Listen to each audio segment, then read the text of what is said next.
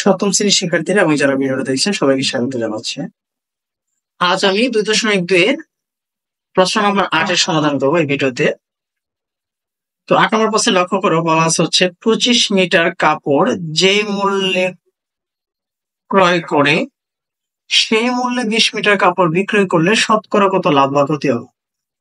তাহলে যে মূল্যে ক্রয় করা হয় সে মূল্যে যদি বিক্রয় করা হয় তাহলে কত টাকা দিয়ে ক্রয় করছে এটা কিন্তু কোথাও উল্লেখ নাই। তাহলে আমরা ধরে নিতে পারি, এভাবে ধরি যে 25 মিটার কাপড়ের ক্রয় মূল্য হচ্ছে কি 100 টাকা। তাহলে আমরা কি এখানে 100 টাকা ধরে নিলাম।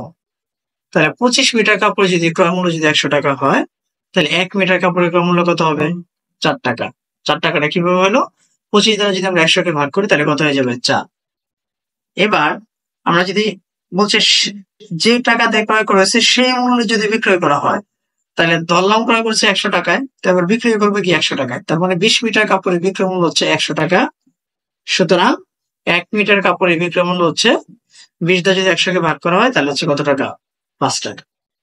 তাহলে আমরা দেখলাম যে ক্রয় মূল্য হচ্ছে কত? 4 টাকা আর বিক্রয় মূল্য হচ্ছে কত টাকা? 5 টাকা। তার মানে এখানে লাভ আছে। লাভ হয়েছে কত টাকা? 1 টাকা। তাহলে এই যে 1 টাকা লাভ হয়েছে, জিনিসটার ক্রয় মূল্য কত ছিল? 4 টাকা।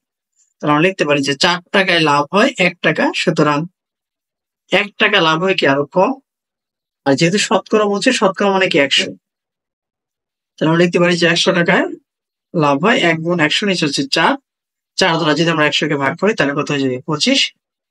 তোমার কি হয়ে যাবে? 25 টাকা। উত্তরে কি লিখবো? 25%।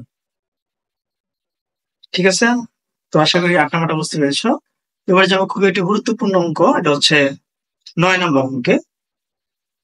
9 নম্বর অঙ্কে বলা হচ্ছে প্রশ্নটাতে বলা আছে যে 5 টাকায় 8টি আমলকি ক্রয় করে 5 টাকায় 6টি ধরে বিক্রয় করলে শতকরা কত লাভ বা ক্ষতি হয়েছে।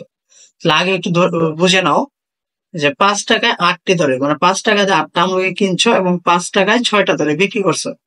বুঝা গেল এখানে কিছু লাভ হয়েছে, কারণ 2টা করে আমলকি রয়ে গেল।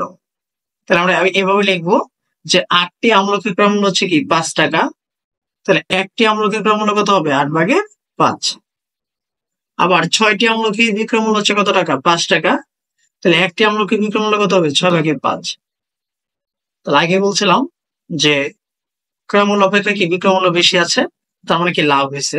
লাভ সমান হচ্ছে কি বিক্রয় মূল্য মাইনাস ক্রয় মূল্য। বিক্রয় মূল্য মাইনাস ক্রয় মূল্য। তাহলে এখানে 6 এবং 8 এই লসাগু করলে কত হয়ে যাবে? 24। এবার 6 দ্বারা যদি 24 কে ভাগ করি তাহলে হয়ে যাবে 4। 4 5 20। আর 8 দ্বারা যদি আমরা 24 কে ভাগ করি তাহলে হয়ে যাবে 3। 3 5 হচ্ছে 15।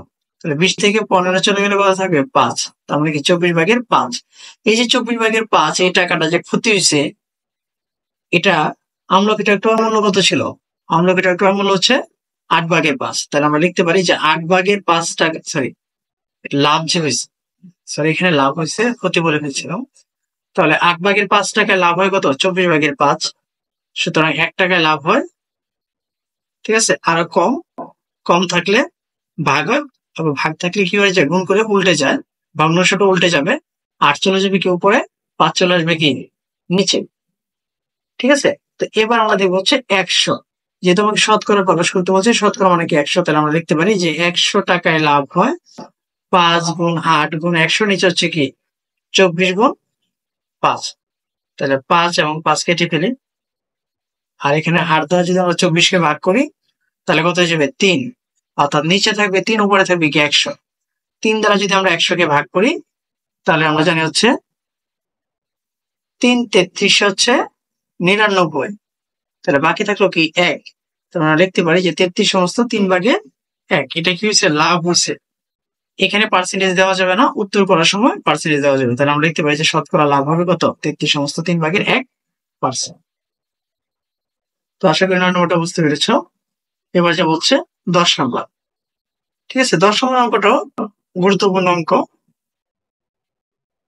বলছে একটি গাড়ি বিক্রয় মূল্য, গাড়িটি ক্রয় মূল্যের 5 ভাগের 4 অংশ। গাড়িটি ক্রয় মূল্যে, তাহলে গাড়িটি কিন্তু এখানে ক্রয় মূল্য দেওয়া হয়। বলছে গাড়িটি ক্রয় মূল্য 5 ভাগের 4 অংশের সমান শতকরা লাভ বা ক্ষতি নির্ণয় কর। তাহলে আমরা তো জানি না যে গাড়িটির ক্রয় মূল্য কত। তাহলে আমরা লিখতে পারি, ধরে নেই যে বা মনে করি যে গাড়িটির ক্রয় মূল্য কত টাকা? 100 টাকা। ধরলাম 100 টাকা। তাহলে বিক্রয় মূল্য কি হবে? বলছে গাড়িটি ক্রয় মূল্যের 5/4 অংশ। তাহলে ক্রয় মূল্য কত? 100 এর 5/4। 5 দ্বারা 100 ভাগ করলে কত যাবে? 20। 4 20 কত টাকা? 80 টাকা। তাহলে একটা জিনিস যদি ক্রয় করলাম 100 টাকা দিয়ে, বিক্রি করলাম হচ্ছে 80 টাকা, তাহলে এখানে আমার লাভ হয়েছে না ক্ষতি হয়েছে? অবশ্য আমার কি ক্ষতি হয়েছে। 100 টাকা দিয়ে জিনিস কিনে যদি 80 টাকায় বিক্রি করি তাহলে ক্ষতি হয়েছে।